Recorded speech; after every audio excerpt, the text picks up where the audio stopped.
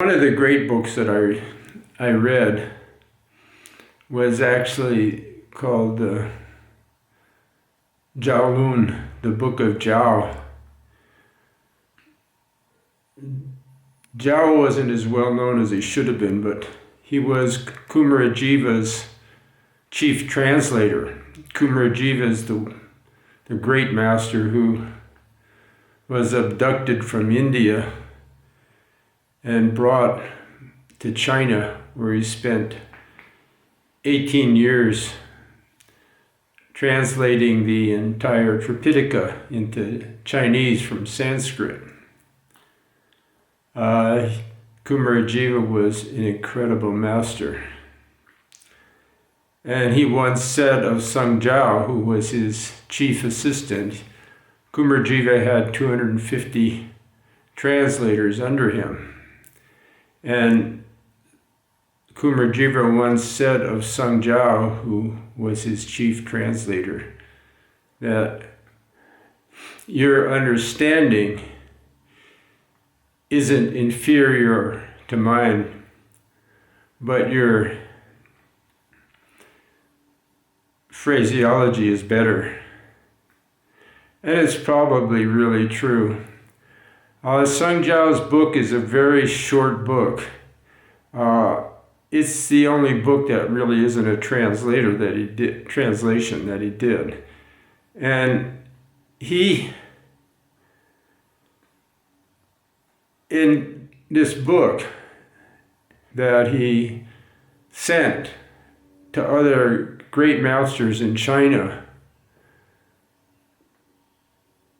and the responses he received concerning his queries about how to translate different terms, Sanskrit terms, into Chinese, and what those terms meant.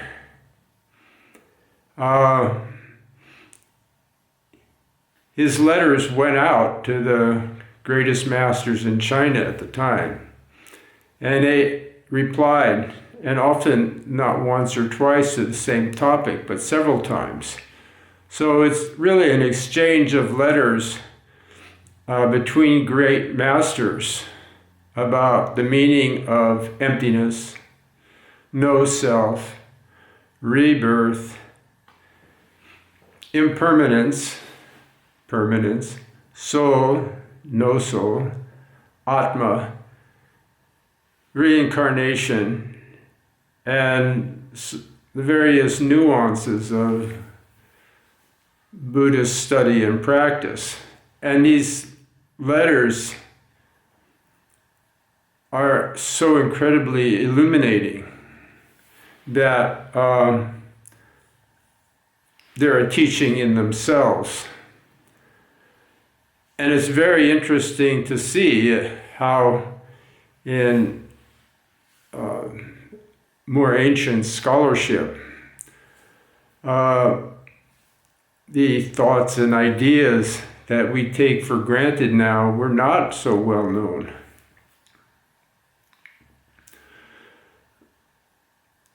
But Liebenthal did a very great translation of these letters that comprise the Zhao Lun, that's spelled Chao, another word, Lun. And he translated those marvelously. He was one of the greatest translators in modern history of Chinese to English.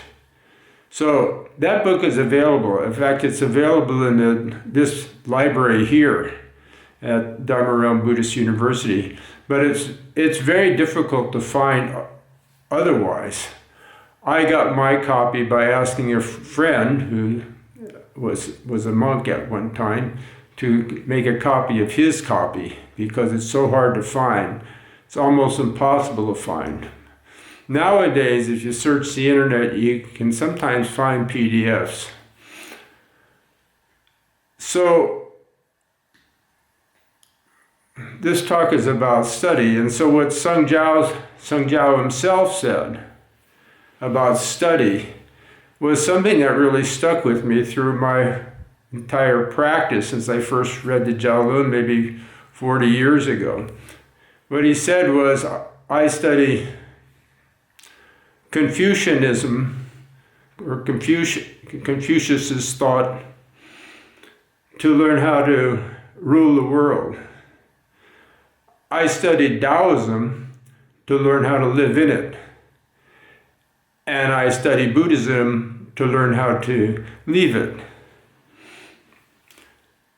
So this is really a great way of putting that, the fact, or describing the fact that when we practice the path of awakening, understanding our true nature, we have to have multi-layers of practice. And we can interpret it in various ways, but to think that we can just study emptiness or something is naive. It's very naive. Or to think that we can just study morality and precepts is probably less naive, because if you go to do that, at least you can get somewhere. If you just study emptiness, you won't get anywhere. So he says, I study Confucius to learn how to rule the world. He's a translator. Obviously, he's not thinking of ruling the world, but he's studying how the world, what makes the world go round, how the world works. So we can't live in the world, without knowing how it works and how to practice living it in a way that we are in command of our situation. So when he says how to rule the world, obviously he's not an emperor, but how to rule his world, his world, what goes into that. I haven't read much Confucius, but I have read some, probably 1,000 hours or so in my spare time. But I've studied enough to know that it really helps you to rule your world. And if you ever got to a place to rule a world, you probably could do a much better job if you studied what Confucius taught. So, but we don't have to study Confucius, of course. There's many books that teach us how to rule our world in a smart way.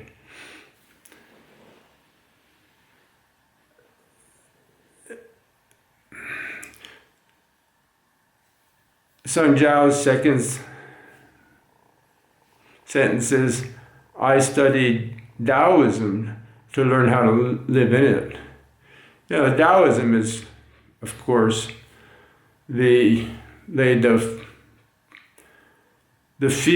fertilized the field of China for Buddhism to take root. And there's so much Taoist thought that's so beneficial for Buddhist practice that if we study Lao Tzu, and actually even Zhuangzi, who's the only disciple of Lao Tzu that wrote anything down, and he wrote a book of short stories that are so illustrative of how to really live in the world. It's very different than how to rule your personal world. It's a different view entirely than Confucius. In fact, he was Confucius' nemesis. So Lao Tzu, talked about what became known through him mostly as the Tao.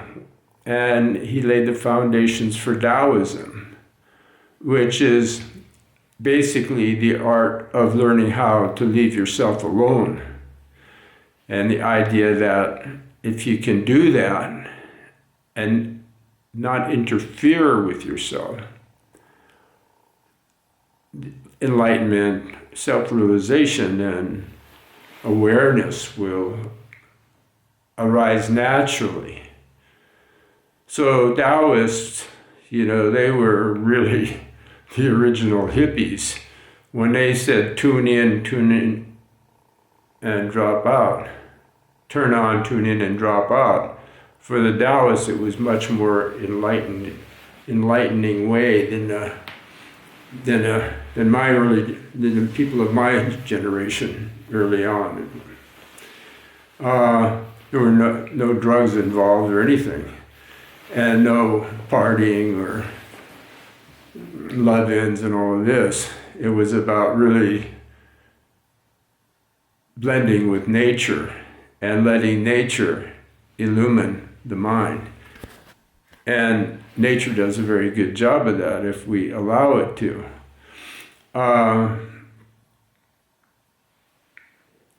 It's really a question of whether we do that or not. And that's up to us. How strong our renunciation on attachment is. The Taoists were known as hermits, that would go out and live in nature, in huts, a few miles apart, and see each other every now and then. Very rarely a temple, they have a temple.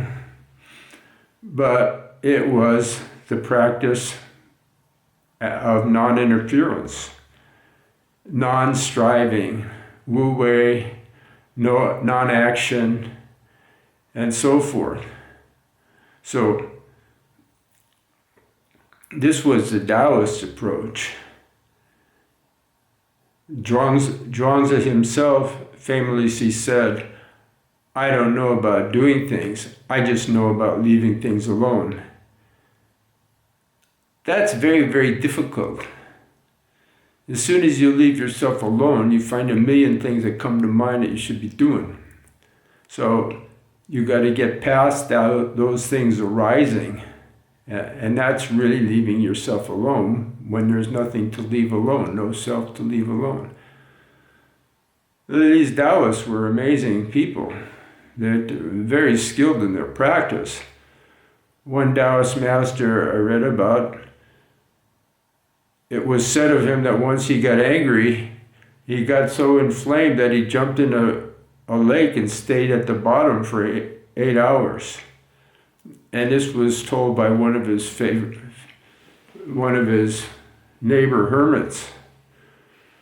Nevertheless, be that true or false, the Taoists were noted for their extraordinary skill in meditation and siddhis of various kinds. So Zhuangzi says, I study Taoism to learn how to live in the world. Next in the last line is he says, I study Buddhism to learn how to leave the world. We're all going to die. No doubt about that. But some of us will die confused, and some of us will just die and not worry about it. Because they know that they've already died. They already have died many times before. We all intellectually know that. They've studied a little. But a true Buddhist will have already died in his physical body. And in meditation, experience death. So for a real practitioner who dies, it's not even an event. It's just part of the flow. You're born, so you might as well die. So Zhuangzi says, I study Buddhism to learn how to leave it. What he means is to understand impermanence before you are forced to, where it's forced upon you, to understand the impermanent nature, ever-changing nature of our being, our identity, who we think we are, our association of the I thought with this body, how to disassociate the I thought with this body before you're forced to, realizing no self, that the association of a self with the body is a false, wrong association. associating the self with emotions such as anger. I am angry, I am sad, I am depressed, I want this, I desire that. All of these kind of emotions and so forth. Also seeing through that. That's part of the study of Buddhism, to see that these emotions are not us, ourselves. And so if we, through negation of what is false, what true shines through. So that's what Zhuangzi means when he says, I study Buddhism to learn how to leave the world. You must do that before it's forced upon you. That's the idea. So, for practical purposes, if we are meditators, we want to cover all the bases in our study. And that means studying different levels of the path, different aspects of the path that help us in different ways. So it's no accident that Seng Chao says, I study Buddhism, in its own order after the other two. What he really means is he's stressing more importance on the Buddhism, but he's finding support in the other teachings, adjunct teachings. So we too, in our own practice, we must have different kinds of texts that we study for helping us to live in the world and be happy in the world, and how to be in control of our world, and how to blend with the world, integrate with the world, be at peace with the world, and be free in the world, and then leave it, how to leave the world. All of this is going on in a single lifetime, in a single course of our personal growth. So I find that for myself, I study every day